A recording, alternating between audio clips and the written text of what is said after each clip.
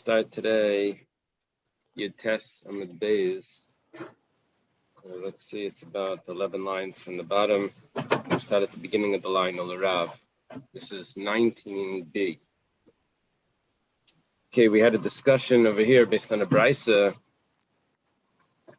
That's a Mishnah actually, that says that if you find a needle inside the flesh of a sacrifice, so the flesh becomes tameh, and the knife and the person or the hands don't become tameh from this needle.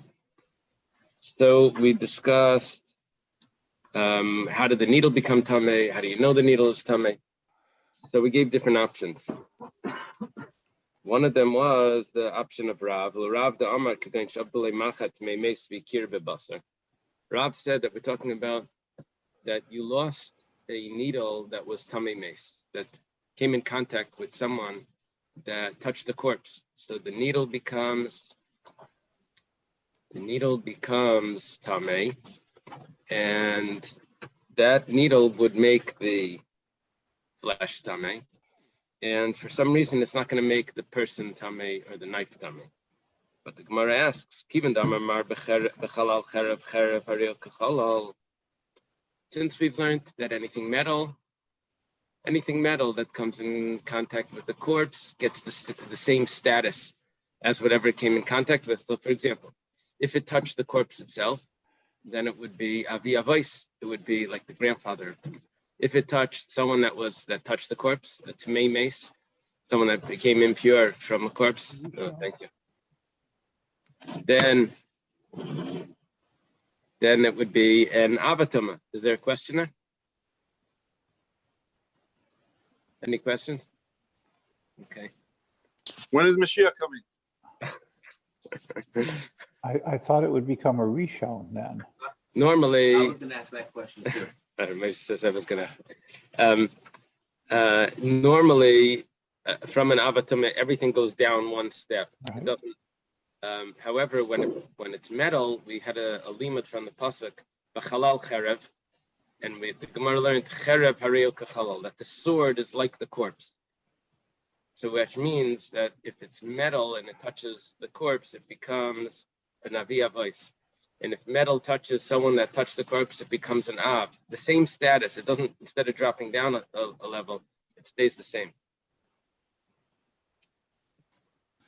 Yeah. So if that's the case, then we have a little bit of an issue here, because we said that the meat becomes tameh, but the person doesn't become tameh and the knife doesn't become tameh.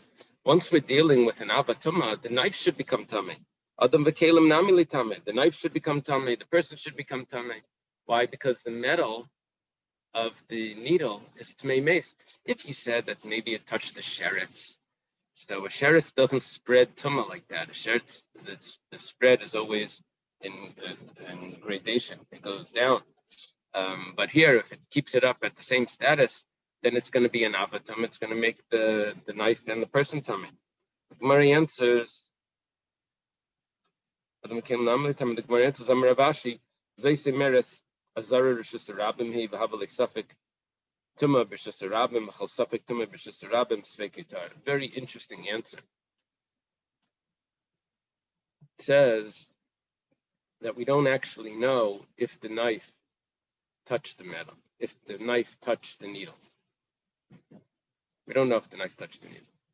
So whenever you have a suffix tuma, we say it depends where. If it's b'shus hayachid, we learn from Saita that a Saita over there, she's called tameh. So if it's in a private place, so then we say that she's tameh. And so we learn from all tuma from Saita, that safek tuma b'shus hayachid is tameh, safek tuma b'shus harabim is tahar.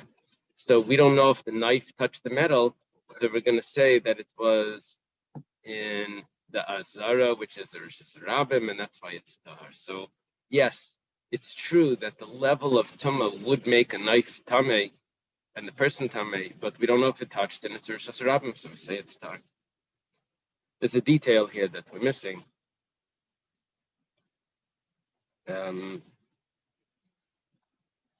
I guess there's no problem about the flesh. The flesh is for sure tummy. I touched it, right? I touched the whole suffix was, did the knife touch it? What are you telling me?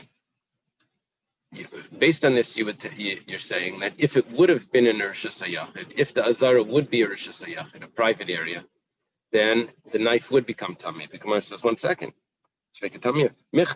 Let's see. Hi machat davar shein beidas lishol b'chol davar shein beidas lishol beim b'shas haram beim b'shas hayachid tzvika yitar. There's a detail in this rule of safek tumah b'shas hayachid. There's one detail there. When do we say safek tumah b'shas hayachid? A doubtful tumah in a private area is tamei. When do we say that? That's only if it's by a person that you can ask the person what happened. It needs to be just like a site. A site is someone that you can ask what happened. I'm not going to be honest, but you can ask them. And this wouldn't apply. See, Rabbi Nachanel says it wouldn't apply if it's a cheir shayt of a katam. They don't have the knowledge to ask them. They don't know what's going on. So not by Saita, but if it's Tumah, we extend it over to Tumah. We're talking about that it needs to be someone that you could ask. That's when we have the rule, Safek Tumah B'Shas HaYachid is Tameh. The question is, you're telling me that if the Azara would have been Rishus HaYachid, then it would have been Tameh. The problem is that the needle is not something that you can ask. You can't ask the needle, did something just come in contact with you? Did the knife hit it when it was cutting? It's davar shein beidas lishol, and it doesn't matter. Davar shein beidas lishol, it doesn't matter if it's Rishus Rabim or Rishus Yachid. It's always tahar. The Gemara answers, Mishum davi safek tumah haba bidei adam. We're talking about here is that if there's a person holding, not necessarily the needle, but a person holding, right? If you do a good job, sure. Uh-huh. I mean, it's like the answer is like the Right. obvious. You can't ask them out.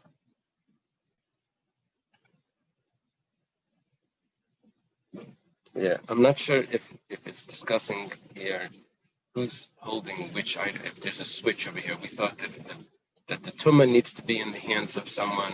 Now we're saying that the tahara is in the hands of someone.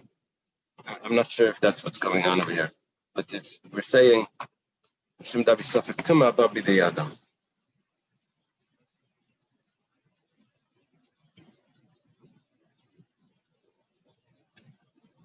Yeah, that's what it looks like.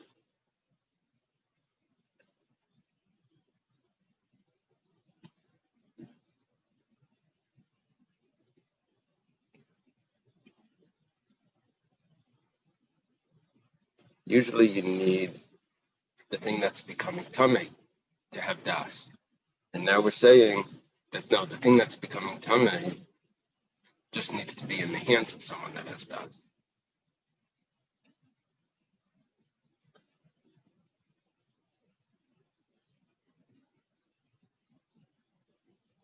Okay.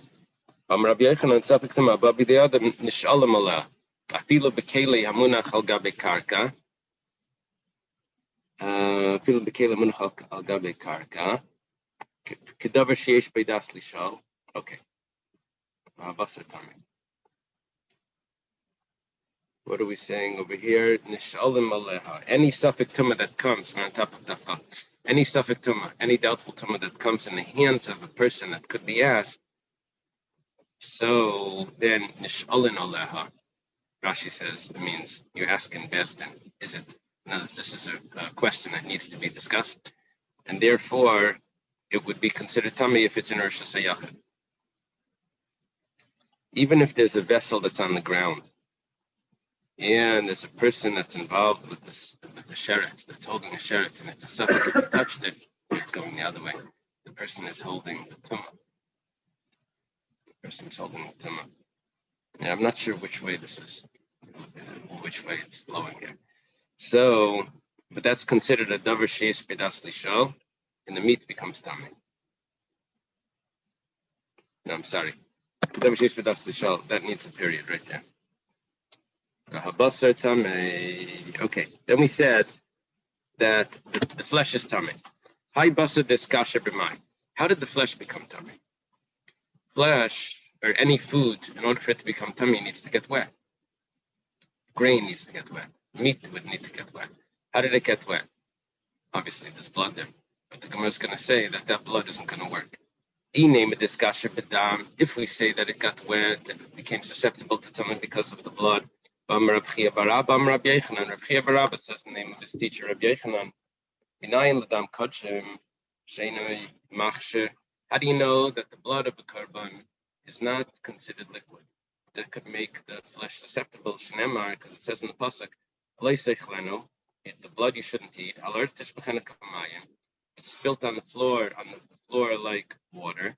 The blood needs to be blood that's spilt on the floor like water.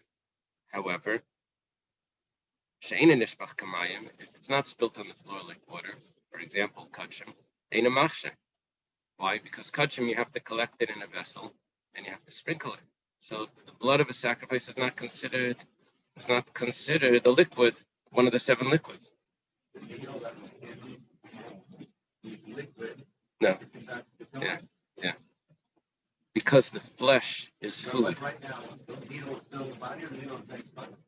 I don't know.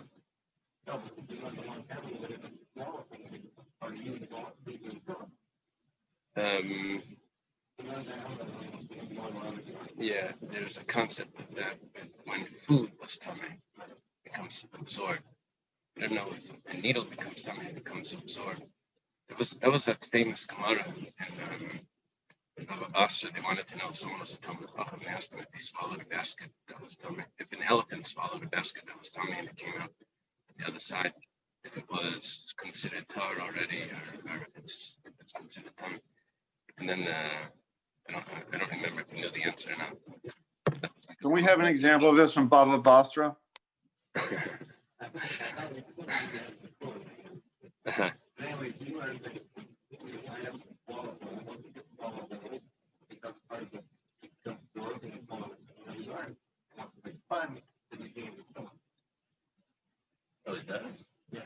No, yeah, we did learn a concept of tumah balua. That when it's hidden and absorbed, it doesn't give off tumah when it contacts something. But here, it's in the flesh. Now it's exposed. That's the problem. Now it's exposed. It's touching the flesh. It's not considered balua now. You cut it, and here you have the needle sticking out, and here's the meat. The question is the meat tamei? And the only way it could become tamei is if the meat was wet at one point and it's susceptible to tumah. They said, well, there's blood in the meat, and there's blood from the shechita. It had to touch some part of the animal when you shechted it. Blood doesn't just go out that way. But he said, no, the blood of shechita by a korban doesn't make it muksha. The Gemara says, "Veladis kasha b'mashke beis mit machaya." Okay, well, you washed it off. And it's so simple. You washed it off, and now it's susceptible to tumah, and it's touching the machat, it's touching the needle. It's tamei. So the flesh is tamei. But we have a statement from Rabbi Yossi Bar Chanina that the liquids of the basement b'chaya of the area of the azara where they do the shechita, that liquid not only is it all tahar, but it's not even considered mashkin to make it tamei, to make it susceptible to tamah. We had that before this week. New teretz. We've had this before also, that chibas hakodesh can turn something into food. What happens is, chibas hakodesh, because of the endearment of something that's sanctified, the way it works is that just like we see that usually chulin is only matama as a av and then a rishon and a sheni, and when it comes to chum it goes till a shlishi. When it goes to kodesh it goes till a revi. The karbanos it goes to a revi.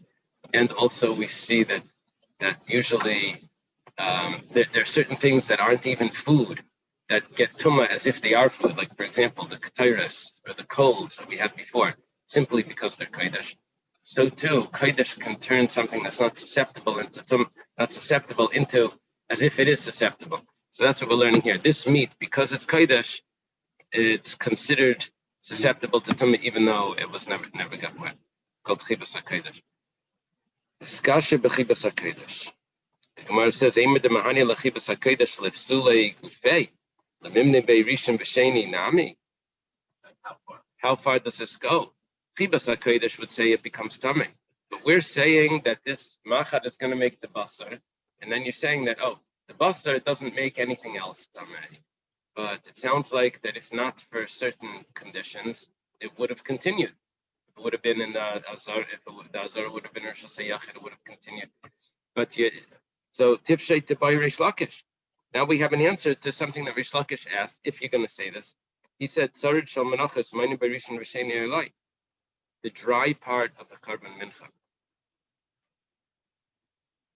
If the carbon mincha is flour and oil, if it's wet, then we understand that that it becomes tummy.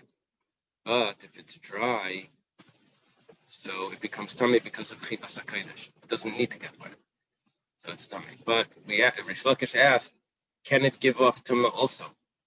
Can it make something else because it's dry? What's the status of chibas, of something that becomes tummy because of chibas hakodesh, just because it's a sacrifice? So we have an answer that it gives off tumah. The Gemara says, "Amar Rav Yehuda, Amar Shmuel, Kagan Shreis Parshal Zivchei Shlamim VeRiv Benar Shachta Vadayin Mashkat Tefechla." We have a new teretz.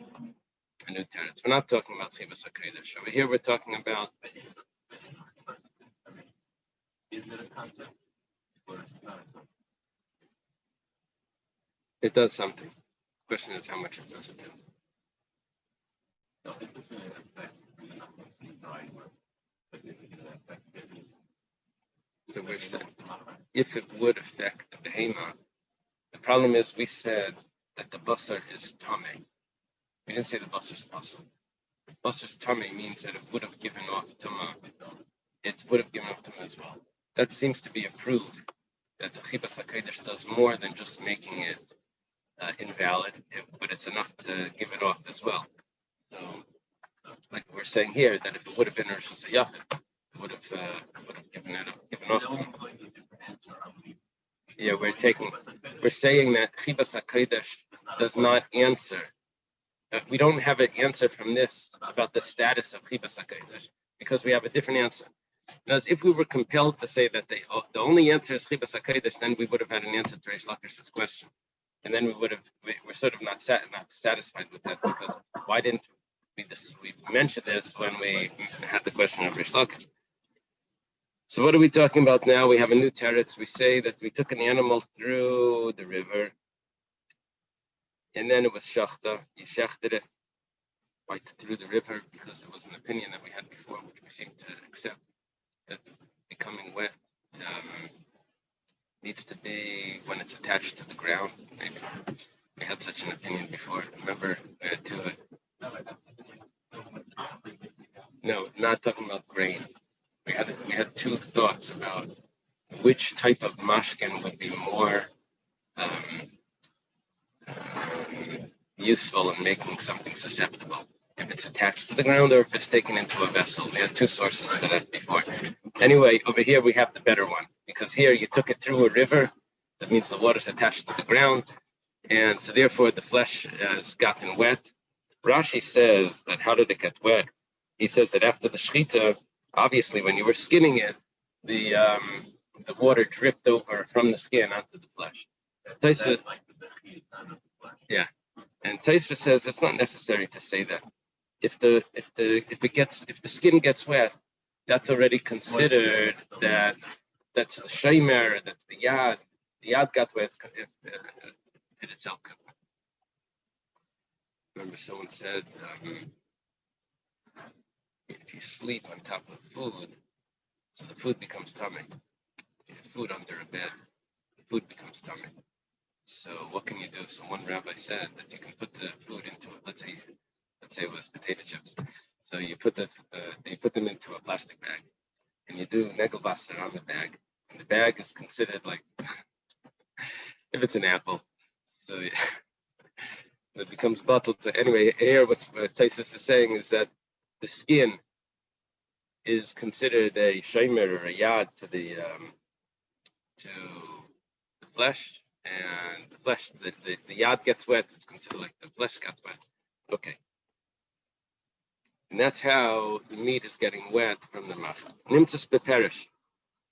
If it's found in the manure, hakol tar. We say that the whole animal is tar. We ask 1 second, but nahada perish nitme labasar. We're assuming here that the manure is not really manure, it's more a liquid. And we're saying that this liquid should make basar, eichel, tameh.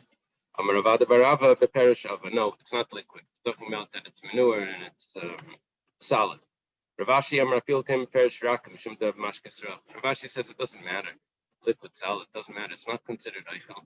It's not considered liquid, and it's not considered something that could give off tama. Mashkasra, it's spoiled liquid. It's not considered liquid. Tani Tana Kamei de Reb Sheshes. Tana taught in front of Reb Sheshes. We're about to hear a brisa. Sheretz mitamia samashkin. The sheretz can make liquid tame. We knew that. Sheretz touches liquid. So far, no chiddush. What's the liquid? The liquid becomes a rishon. Umashkin mitamia sakeli. That is a big chiddush. Liquid makes a keli tame. This was a huge machlekes we had before several days ago, where we discussed Rabbi Yehuda held that liquid could make a keli tame, and then after discussion we said that Rabbi Yehuda was chayzer. He doesn't really hold that. Mitame, we had this whole discussion. No, that was Rabbi Yossi. We had a discussion of does Rabbi Yehuda really hold that? Lakol tame, we said in the name of Rabbi Yehuda, and then we said Hadar Bey, or Chazer by Rabbi Yehuda. Chazer by Rabbi Yehuda. Okay, so step 2 is a big chiddush. Keli matame sa'ichlin. A keli can make food tame. That we know from Sukkim. That if a sheretz was in a kli cheres, and then food goes into the kli cheres, that the food becomes tame from the keli that became tame from the sheretz. So we know a keli can make food tame. That would be number 3 over here. Shlishi latama. Va'ichlin matame samashkin. And food that was in the keli can now make mashkin tame. We're going up to a revi over here. The Gemara says, "V'lamadnu shalish tumas b'sheretz." We've learned that there's 3 tumas by a sheretz. It can go 3 levels. The Gemara says, "Hani arbahin." What are you talking about? You just said 4. The Gemara says, "Guz mashkin deresha." Take off the first mashkin. That means when we said over here that the sheretz is metame mashkin, and the sheretz is then, and then the mashkin is metame the keli, which we had a big chiddush about. Don't do it. Don't say the sheretz was metame the keli. We dropped that big chiddush. Adarabba, the Gemara says, "Guz mashkin the seifa." Why are you taking off something in the middle? Just drop the mashkin at the end. If you're ready to delete, so drop the last part. Delete the last thing. Gemara says, no,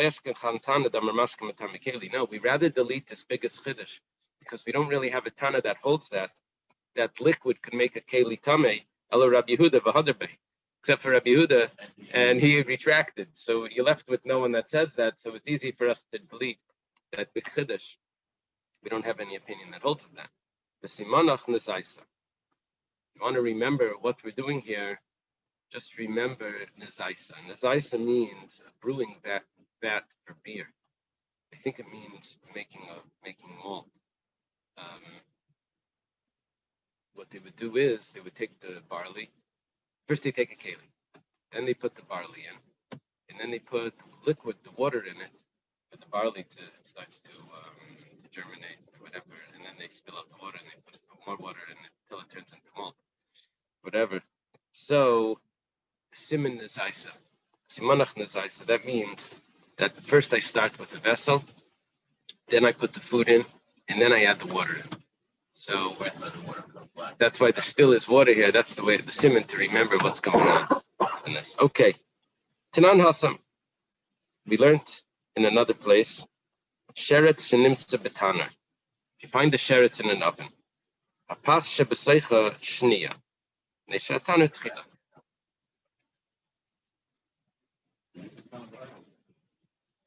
Well, if it would be tumas meis, it would be an issue of oil. Sheretz is dead, but it's not. Tumas oil is only on tumas meis, only on a corpse. every animal that has a bone, we find the bone Right. Right. Every animal separates from the difference between those guys and the regular animals Is Adasha. No, it's Matame Adasha. It's even smaller than no, a corpse is Matame Ba'ayel, the body, the human corpse. A sheretz has special tumas. You see, normally, larger animals can become nevela. The little animals don't become nevela when they're dead. Those little creatures. But the Eichshotzim do. And they have a special chumrah that they're Matame B'Kadosh in the size of a bean. I think that's how it works. So what's happening here is you're finding in the oven a sheretz, and then there's bread in the oven. So what level tumah is the bread? Sheretz, of course, is an avatuma. The oven, we're saying, becomes a rishon, a tchila, and then the bread becomes a sheni. Amalei Rav Ada Barava l'Rava. Rav Ada Barava says to Rava, what's going on over here? You're not touching the sheretz, not necessarily touch the oven, or even if it did, but that's not the way it becomes tummy. The way it becomes tummy is because anything that's in the airspace of the oven makes the oven tummy. That means that the tumah of the sheretz fills up all the airspace of the oven. And so the pas, instead of being a sheni, is really a rishon because it's touching the airspace of the sheretz. Why are you saying that it goes from the sheretz to the oven and then back to the when it's really just the airspace? It should be a rishon. You can't say that. There's an issue with saying that. It's not a direct issue, it's a secondary issue. The issue is like this. The Tani, because we have a brisa. The brisa says that maybe vessels should also become tamei from the airspace of the klicheres, which means that if I put if there's a sheretz in the airspace of the klicheres, food that goes into it becomes tamei. The brisa asks, let's say a keli goes inside. Should the keli also become tamei? We say, Talmud Leimer Kol Shebeseicha Yitma, Besamach Limikol Oichel. The pasuk says anything that goes inside the klicheres, the earthenware vessel, becomes tamei, and it says from all foods. That means only food becomes tamei from the airspace, but not vessels. Oh, that means that the airspace of the klicheres is not considered an avatuma, which would make the bread a rishon, because if it would be an avatuma, then vessels would also become tamei. It must be that the airspace becomes a rishon, and therefore a rishon can't make vessels tamei. Only an avatuma can make vessels tamei. So what's the issue over here? The original question was, why doesn't the bread become a rishon? The answer is because if the bread would become a rishon, then kalim would also become tamei, and we know that kalim don't become tamei. That's a proof that the bread is a sheni. How does the bread become a sheni? Because the sheretz is metama the klicheres, the material of the vessel. Then the vessel is then metama what's inside it.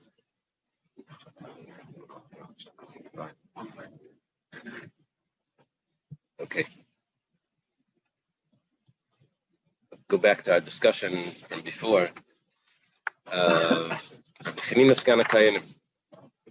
Kanakayanim said that he testified that they would burn basar that became tamei from a shlishi, or a sheni, together with basar that was a rishon, even though it was increasing the level of tamei, since they were both tamei.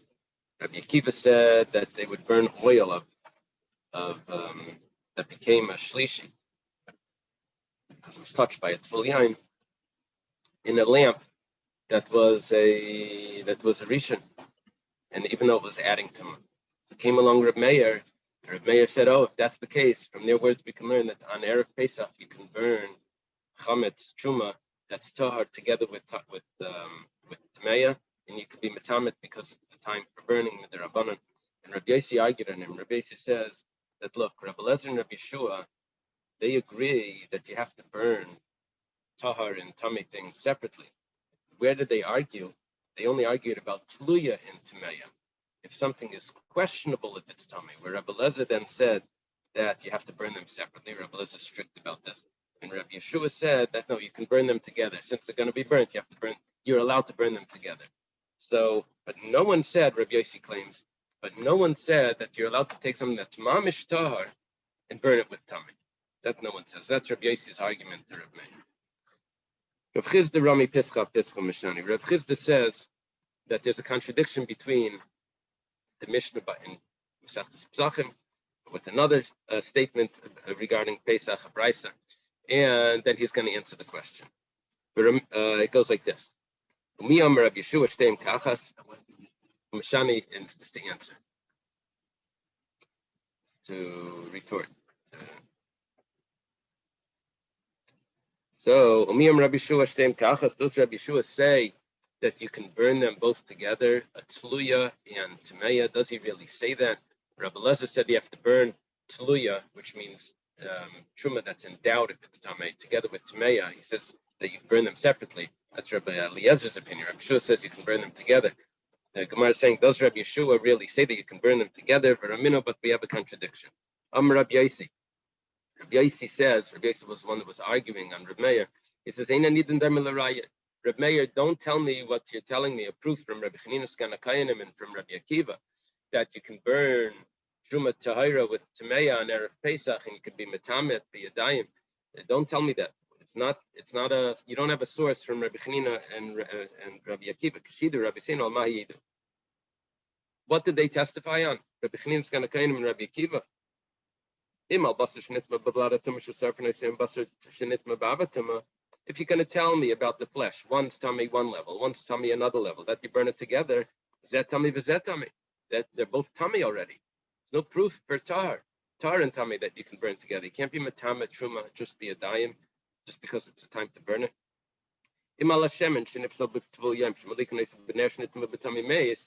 If oil that was tummy at one level of tumah, that you can put it into a lamp that's tummy at a higher level of tumah, is that possible? Is that tummy? So over there, they both have a status of tumah, different statuses, but one's pasul tameh and one's actual tameh. I'll agree with you with that you can burn two levels of truma that's tummy together. But how could you burn even something that's in doubt if it's tummy together with something that's definitely tummy? Because the doubt tumah, maybe it's not tummy at all. Maybe Eliyahu Navi is going to come and will tell us it was never tummy. So how could you put it together and be metamet? What you're doing is you're taking something that's potentially tahar, possibly tahar in reality, it's possibly tahar, and you're making it tummy, be a dayim. So, but Rabbi Yeshua holds that even when you're burning it, you can't be metamet when you're burning it. You have to burn them separately. No, you can't. Eliyahu Navi is going to come and tell us that you never should have done that because that was actually tahar. So we have a contradiction. Why? The contradiction goes like this. Rabbi Yeshua in our Mishnah said that you can burn tluya and tameya together. He said the word shteim ka'achas. Doubtful tameh together with definite tameh, you burn together. Comes along Rabbi Yossi and he says, how could you burn it together? Eliyahu Navi might come. And he was quoting Rabbi Yeshua. So Rav Chizda answers the contradiction that he just posed. He says, Rav Shimon valibid Rabbi Yeshua, Rav Yossi valibid Rabbi Yeshua. Rav Shimon, according to Rabbi Yeshua, is more lenient. He says you can burn tluya and tameya together. Over here was clearly Rabbi Yossi discussing this. And he says that you can't burn it together. So there's two opinions according to Rabbi Yossi. The Gemara is going to ask something in a moment. The Tanya, as it was taught in a brisa, Yudal Shcholis b'Shabbos, Mivar Nasakol Malifnei Shabbos. If Pesach, Erev Pesach falls out on Shabbos, so on Friday, you have to, on the 13th, you have to get rid of all the chametz. B'sarfin Trumais, Timeyas, and Tluyas, and Tahiris. Divrei Reb Meir. Reb Meir says in that case, you can burn all types of truma together Tahira with Tameya and Taluya as well, of course, because Taluya is possibly Tamei also, but even Tahiras, even though it's not the 6th hour, it's earlier. Big Chiddush. Rabbi Yossi Amar Tahiras b'fnei atzma, Taluya b'fnei atzma, Tameya b'fnei atzma. Rabbi Yossi says you have to burn everything separate. You need 3 fires here, for Tameya, for Taluya, and for Tahira. Amar Rab Shimon says, Le'nechliku Rabbi Lezer Rabbi Shua ala Tahira v'ala Tameya, shein tzarfin. Rabbi Lezer and Rabbi Shua never argued about pure and impure, that they need to be separate. Ala Taluya v'ala Tahira, or Suffolk and Tahar, that it needs to be separate, because it may actually be Tamei and you're burning it together. Jesarfin, separately. Alma nechliku ala Taluya v'ala Tameya, the whole machlekes. No, I'm sorry. Ala Taluya v'ala Tahira, that you can burn together. Taluya v'ala Tahira, you can burn together. It's interesting. What was the machlekes? Alma nechliku ala Taluya v'ala Tameya, something that could be Tahar, could be Tamei, together with something that's Tamei, definitely Tamei. That's a machlekes. Rabbi Lezer mitisarif zubatzma. Rabbi Lezer says that don't be metama a suffix. And Rabbi Shua Stem Kach, Rabbi Shua says you burn them together. Very clear that Rabbi Shimon holds, in the opinion of Rabbi Yeshua, that you can burn a suffix together with something that's tamei. And Rabbi Yossi was very clear that Rabbi Yeshua holds that you can't. Right? Because he said Eliyahu is going to come. So Rav Chisda just answered up a contradiction in the opinion of Rabbi Yeshua by saying that there's 2 opinions in what Rabbi Yeshua held. Gemara asks, 1 second. What you just accomplished is you said that our Mishnah that quoted Rabbi Yeshua saying "Shtein ka'achas" is the opinion of Rabbi Shimon, and you quoted the Brisa that says that you have to burn them separately is the opinion of Rabbi Yossi. The problem is, Masnisin Rabbi Yossi, but our Mishnah was Rabbi Yossi also.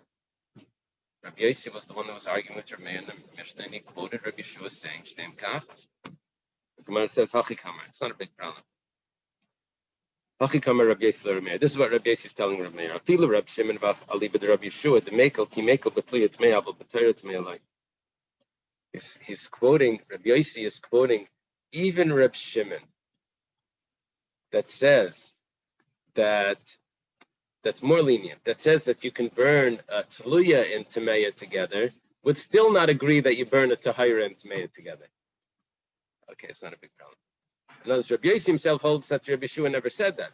But he says, even if you don't accept the way I learned Rabbi Yeshua, even accept Rabbi Shimon's way Rabbi Shimon learned Rabbi Yeshua, you still, Rabbi Meir, you're not accurate about burning Tahira and Tameya together. He only allowed Taluya and Tameya, which even I don't allow. Rabbi Yossi Bar Chanina Rami Truma Pischa Mishani. Exactly what we just did was we took a statement of Rabbi Yeshua and we compared it to another statement of Rabbi Yeshua, very similar, and we had a contradiction because one said that you can burn something that's Taluya together with Tameya, and one said that you can't. Shteim ka'achas, or you can't. And that was Rav Chisda. And then we answered it up that it depends which opinion. We go like, now now we have Rabbi Yossi Bar Chanina, who's an Amira as well in Eretz Yisrael. He's going to do the same thing. It's like the same template that Rav Chisda did. We're going to have also a contradiction. Rabbi Yeshua will give an answer. Then we'll have again another Amira that's going to do it as well. And this question went like this: Miyam Rabbi Yeshua Shteim Kachas. Does Rabbi Yeshua say that you burn them both together? Varaminu. We're talking about doubtful tamei together with definite tamei. If you have a barrel of truma that has a doubtful tuma in it, Rabbi Eliezer held that if it's in an open place in you have to protect it. Who says it's tamei? And Rabbi Eliezer says that if it's opened, you have to cover it, right? You have to protect it. 2 possible, right? We had this before. Rabbi Yeshua says no. You can expose it. If it was open, you can uncover it. You don't need to protect it at all. Why? Because it's a suffix tama, and you're not going to be able to do anything with it. You just let it get lost. But what you see from this is grama in biyadayim light. Rabbi Yeshua never said you can actually be metamim. He just said you can let it get lost. That's a contradiction to what we learned in our Mishnah, where he says you can actually burn it together, Tluya and Tameya together. Umashani, and it answers, Rab Shimon Alibid Rabbi Yeshua, Rab Yosi Alibid Rabbi Yeshua. Exactly what we said before. That Rab Shimon, according to Rabbi Yeshua, says that you can burn it together. Shteim ka'achas. Tluya and Tameya you can burn together. And this brisa that says that you can only do it in a way of grama, of causation, but not biyadayim, not to actually go ahead and do it. That's Rabbi Yosef's opinion. It holds that you can't do it with your hands. Okay. Yeah, same answer that we gave before, we gave for this new question. Rabbi Elazar, Rami Truma Truma Mashani, Rabbi Elazar also asks the question, and Rabbi Yeshua contradiction, and he gives an answer. This is our third contradiction with a different answer here. Amiyam Rabbi Yeshua grama in biyadayim lai. Does Rabbi Yeshua hold? He's asking on the way Rabbi Yosi learned that you're only allowed to do it in a way of causation to cause it to become lost. But you can't actually go ahead and destroy it and make it tamei directly. For a minute, we have a contradiction. We had this price before. If you have a barrel of truma wine that breaks, it cracks, it breaks inside the upper vat, and it's going to drip down into the lower area. And in the lower area, in the lower area was chulin, mundane wine that's tamei. Truma is about to drip in to mundane wine that's tamei. What's going to happen is you can drink wine that's tamei, but you can't drink truma that's tamei. So what our issue here is that if a drop of truma wine falls into this, then it's going to get a status of truma tameya, and that's going to mess up everything. So I have an option of salvaging my chulin that's on the bottom, that's tamei, and we'll be able to drink as long as you're not eichel chulin betara. Anyone can drink it. We have a way of saving it, but we're going to have to use a tamei keli to grab the truma that's dripping in. And what you'll be doing is, if it drips in all the way, then it's going to be tamei and destroyed anyway. But if I salvage it with using a tamei keli, then I'll be able to at least salvage the truma, the chulin that's tamei on the bottom by being matama, using the tamei keli to be matama the wine that's dripping in. So it goes like this: Moider Rabbi Elazar, Rabbi Yeshua, Shem Yachal Hatzim and Ravias B'Tari Yatzel. If you can salvage a little bit, then you'd salvage whatever you can if it's pure. Bim lav, but if not, Rabbi Elazar Aimer Teirid B'Tetame about Yitamena Biyad. If you can't, you just let it go down. Let it do its own thing, a grama. Don't directly go and be metamed.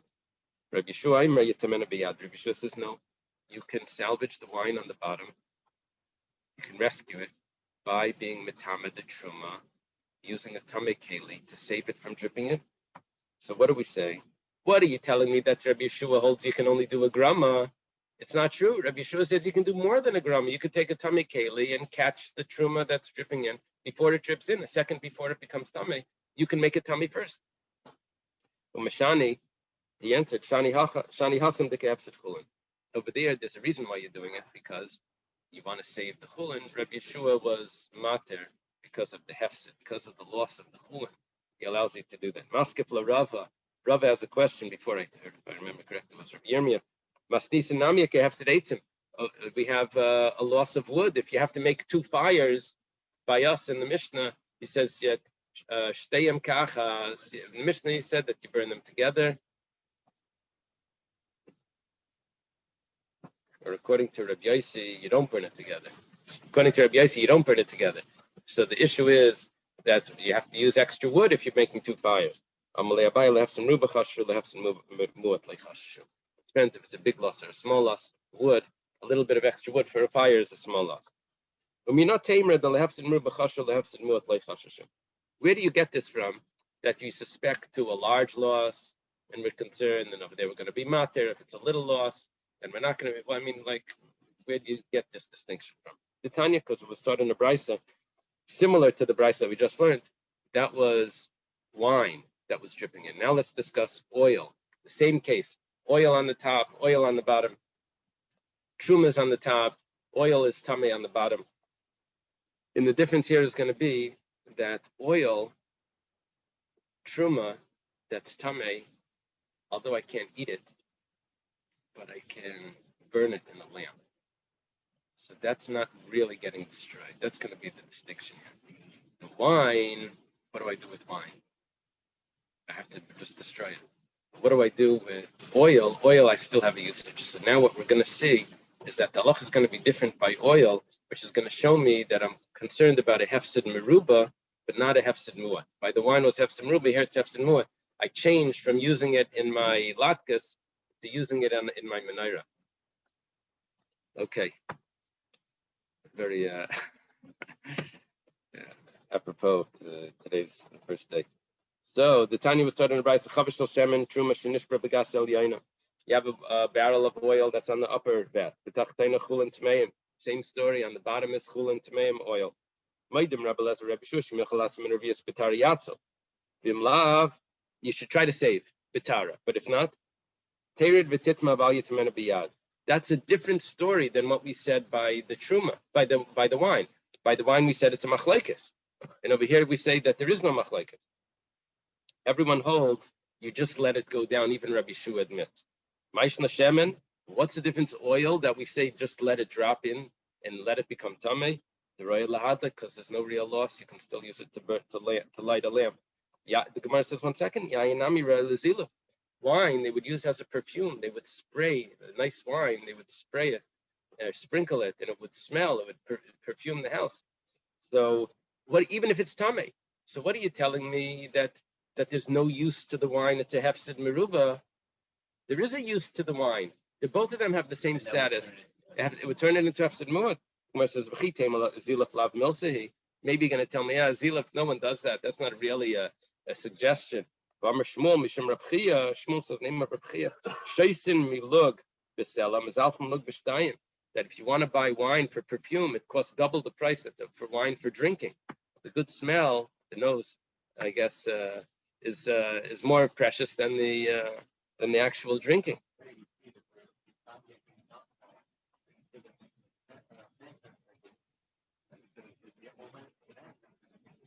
Unbelievable.